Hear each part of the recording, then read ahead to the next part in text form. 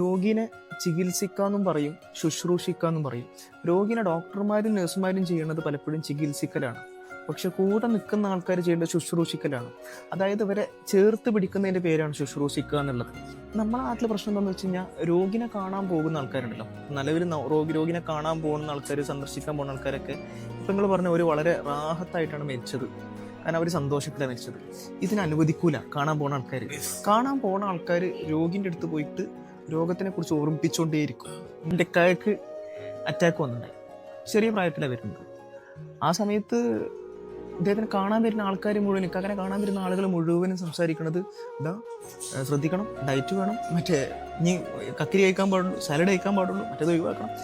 Already തകർന്നിരിക്കുന്ന ഒരു മനുഷ്യൻ്റെ അടുത്ത് ഡോക്ടർമാരെല്ലാം ഡയറ്റീഷ്യൻസും കാര്യങ്ങളും അവർ കൊടുക്കാനുള്ളതൊക്കെ കൊടുത്തു കഴിഞ്ഞിട്ടും വരുന്ന ആളുകൾ മുഴുവൻ ഈ ഉപദേശം കൊടുക്കുമ്പോൾ ഉണ്ടാക്കുന്നൊരു സ്ട്രെസ് ഉണ്ടല്ലോ മാനസികമായിട്ട്.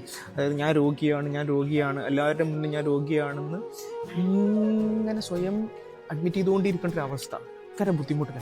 രോഗിനെ കാണാൻ പോകുന്ന ആൾക്കാർ രോഗിൻ്റെ മൈൻഡുമായിട്ട് പോകരുത്. നമുക്കൊരു ക്യാൻസറിലെ ആൾക്കാരെ കാണാൻ പോയി കഴിഞ്ഞാൽ ചില ആൾക്കാർ കാണാൻ ഇങ്ങനെ പോയിരുന്നിട്ട് ഓരോ നോക്കിയിട്ട് ഇങ്ങനെ കരയും. അപ്പോൾ 2 ക്യാൻസർ പേഷ്യൻ്റിൽ നിന്ന് സംസാരിക്കുന്നതിന് തുല്യമാണ്. രോഗിനെ കാണാൻ പോകുന്ന ആൾക്കാരോട് പറയാനുള്ള ഒറ്റ കാര്യം എന്താ പറയുക, നിങ്ങൾ രോഗിനെ കണ്ടിട്ട് എന്തെങ്കിലും ഗുണം നിങ്ങൾ ചെയ്യണത് എപ്പോഴാണെന്നറിയാം. രോഗി നിങ്ങളുടെ കൂടെ ഇരുന്നിട്ട് ഒരു നിമിഷം രോഗത്തെക്കുറിച്ച് മറന്നു പോകുന്നൊരവസ്ഥ ഉണ്ടാവുക. അതാണ് നിങ്ങൾ രോഗിനെ സന്ദർശിക്കുമ്പോൾ നിങ്ങൾക്ക് രോഗിനോട് ചെയ്തു കൊടുക്കാവുന്ന ഏറ്റവും ഭംഗിയായിട്ടുള്ള കാര്യം.